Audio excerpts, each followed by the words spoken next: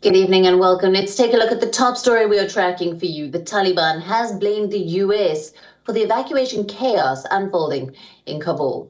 Now, Kabul airport has been witnessing a mad dash of thousands of Afghans and foreign nationals fleeing the country ever since the Taliban seized power a week ago. Despite repeated assurances from the Taliban, frightened Afghan nationals continue efforts to flee the country. Now, this has deepened the crisis at Kabul airport. The US and allies are struggling to cope with the humongous crowd, now turning up to plane the evacuation flights. Taliban officials have blamed the US for the humanitarian crisis. They say the Americans have failed to bring order to the airport.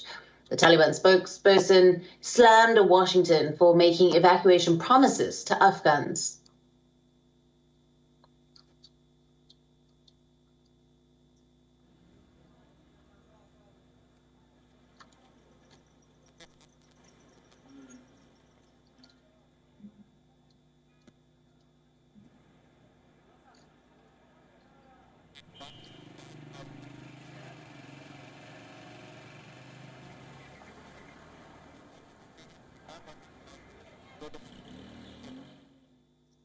Now, for more on this, our correspondent, Anas Malik, is joining us live from Kabul. Good evening to you, Anas. After 1 week of Taliban rule, what is the current situation at the Kabul airport?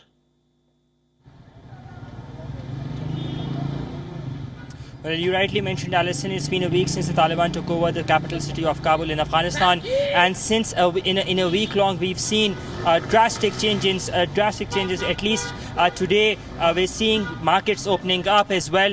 We're seeing people coming out. We're seeing traffic on the roads. But one thing that is missing essentially are women. Women are not out on the roads in greater numbers, contrary to how it was. There seems to be some semblance of normalcy. Initially, on Monday, last Sunday, they entered the city, the capital city of Kabul, and then on Monday we saw heavy patrols of the Taliban, which they had, the vehicles they had secured from police. They were actually driving those vehicles. But over the days, we've seen those patrols having significantly being reduced. But there is a general sense of anxiety and fear that can be very clearly felt within the people here in Kabul, and that is reflective when you go out on the streets, when you try to communicate with people. They refuse to comment on camera. They are scared. They refuse to. They say that they have bitter memories of the previous Taliban rule back from the 90s, and that is the reason they fear that in case if they critique or if they criticize, then something or the other can happen. We've seen a mass exodus as well happening. In fact, the situation at the airport is not that great even now. So by and large, the situation in the city has gone calmer as the days have progressed. Kabul seems to get a grip of it with the new normal, but the situation around the airport is not that great. Alison? And as now, the Taliban has made repeated assurances saying that they would be adapting a softer stance than their previous rule. But their draconian laws seem to be back in place in the country. What are you seeing there? Well, the assurance have been given. They've been claiming for an amnesty as well, given to everybody. We've seen a lot of warlords joining them. Just today, Gul Agha Sherzai, a known warlord from Nangarhar, has joined as well the Taliban. So there have been assurances that are given, but to those assurances to transpire into actions on ground, that remains to be seen, and there seems to be a disconnect, or rather mistrust between A, the people and the Taliban, and B, between the ground soldiers or the foot soldiers and the Taliban leadership, because we've seen them giving out statements or clear-cut directions, but those directions transpiring into actions on ground, we haven't seen that as yet. But people are trying to give this impression of going back to their routine, and so do the same is what the Taliban want as well. When on Monday I got on the roads of Kabul, I was right here in the city center in Shahrinor, where there is traffic. This road wore a deserted look. This particular street wore a deserted look.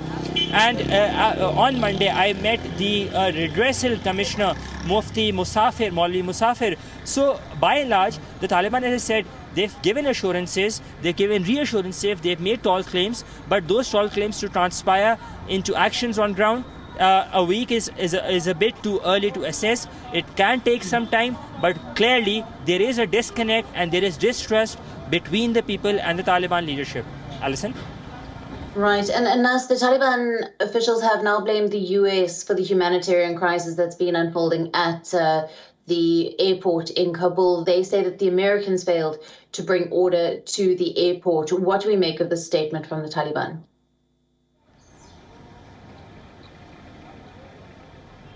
Well, yes, we've seen the statements coming in from the Taliban with regards to equality and whatnot.